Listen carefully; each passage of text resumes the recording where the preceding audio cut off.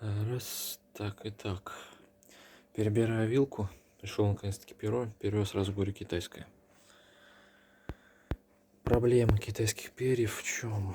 В том, что вот это вот колечко с вот этим вот штоком, ну, те, кто вилку перебирал, хоть раз знают, оно не садится. Приходится вот этот замочек дорабатывать напильничком, надфилем вот такими маленькими. Доработать, чтобы он был поуже. Основная проблема у них это вот здесь вот кроется, вот тут вот в этой резьбе. Что она? Еще проблема с вот этой вот штукой. Я вот они, уж не знаю, заводской, не заводской, но оно из-за вот этой вот шайба упирается в резьбу и не садится. Так-то без него она закручивается нормально, резьба подходит. Ладно, сейчас буду продолжать. Направляющий поменял. Точнее, не направляющий, ну, направляющий втулка. Пружина там уже стоит под этой вот вещью. И вроде зашел. Конечно, полчасика я так не спеша поработал. Ставлю из вот этого набора комплект направляющих Allballs.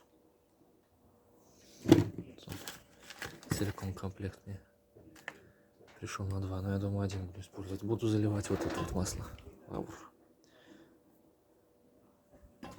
Ладно, сейчас попозже включусь. Так, в процессе налил 500, ну чуть меньше, да, тут я пальцем пока смазал. Забил направляющую.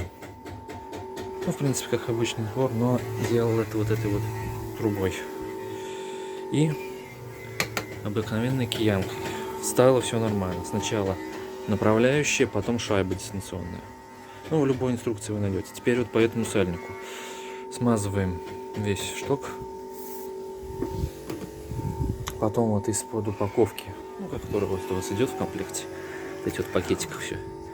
Берете пакетик, его сюда натягиваете. Естественно, смазав. Потом одеваете сальник, доводите до сюда и усаживаете. Сейчас я, естественно, выдерну его, чтобы он был целый, нигде ничего не загнуло. Все, потом продолжу. Так, и так, поставил. Где тут у меня свет? Свет. Ну, сажаем в любом случае до появления вот этого паза, куда можно уже втыкать стопорное кольцо. Фокус. Не туда. Вон оно там.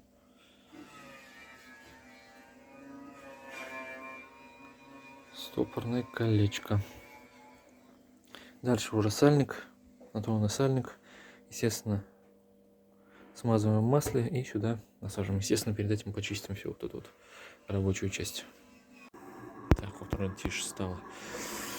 Так, ну все собрал. Еще обнаружил ошибку. Вот в этом было, ну, я так понимаю, здесь правильно собранное перо.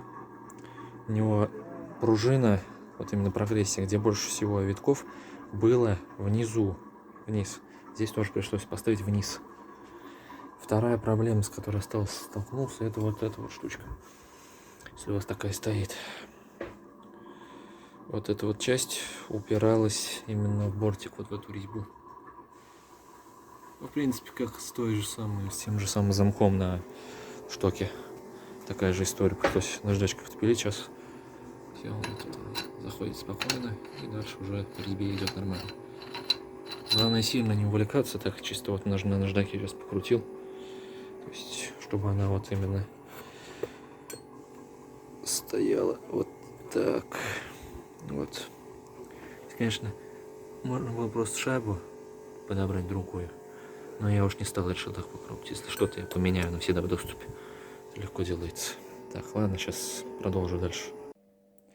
Так, и так, ну все, конец. Сделал перо. И решил заодно поменять масло во втором. Оставалась половинка этого. Половинка решил проверить, что там залито. Короче, слил оттуда жилу. Если видно. Ой, блядь. Сейчас, ну вот видишь, что здесь.